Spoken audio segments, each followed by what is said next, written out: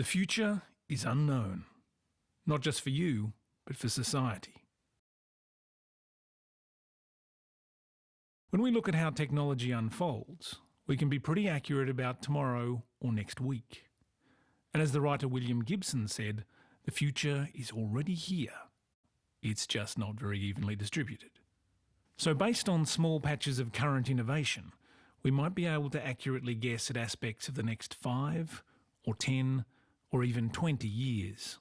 But beyond that, as we get further and further from today, the more the possibilities begin to multiply.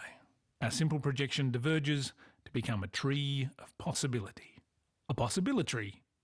No, sorry. The best way we can see long-term forecasting at work is to cheat. Let's wind the clock back to last century.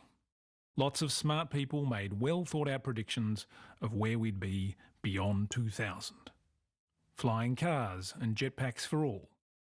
Autonomous humanoid robots. Cities on the moon. And lots of free time. They were dead wrong. At the same time, other smart people made even crazier technology predictions, which don't seem quite so crazy now. Small, orbiting, rocket-propelled space stations that would be the basis of a worldwide communications network. People wouldn't just need a computer, they would hold them in their hands. And the people with the computers would use the communications network to share information. And so with a little hindsight, we can see that foresight is not an easy business. Futurist Jim Data said, "Any useful idea about the future should appear to be ridiculous." It doesn't mean that the future is a laugh a minute. He's actually saying that unless your idea is so challenging and out there compared to the way things are today, it simply isn't futuristic enough. So let's test this out and imagine a ridiculous, but actually possible future proposed by computer scientist John Storrs Hall. It's a chair! It's a car! It's a prehensile monkey tail! New from Drextech, it's utility fog, powered by a swarm of tiny remote control robots. Create, levitate, manipulate, teleport, and shapeshift. Just like magic, only it's 100% nanotechnology. Utility fog has no self-replicating, human-harming or world-eating capabilities. As a rule, we're not very good at thinking about the impacts of new technologies.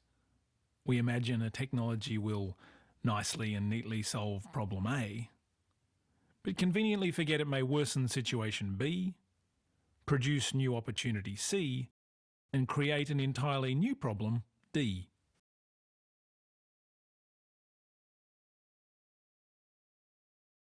So rather than just think about a future with utility fog as a big indigestible lump, let's instead look at it through a series of filters, and in so doing, hopefully see new opportunities and new impacts we might otherwise have missed.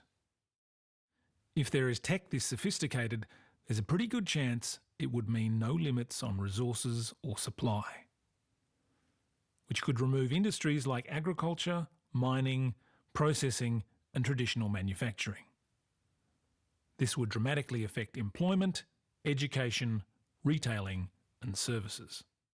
Nanocomputing will also further increase options for communication and surveillance, impacting relationships, safety, and security. Utility fog could well offer cleaner technologies and reduced waste. It could rehabilitate huge areas of the environment previously turned over to industry. But would you then value the wonders of nature if utility fog could do just as well, if not better? And what becomes of artists or craftspeople when we can all make such things? But just because you can make unicorns may not mean everyone can. What if utility fog is a little expensive and it divides the world into rich nanotech wizards and poor, ordinary tech muggles? And does that imply that all the people, rich or poor, are then at the mercy of the owners and programmers of utility fog? But let's not forget you, the individual.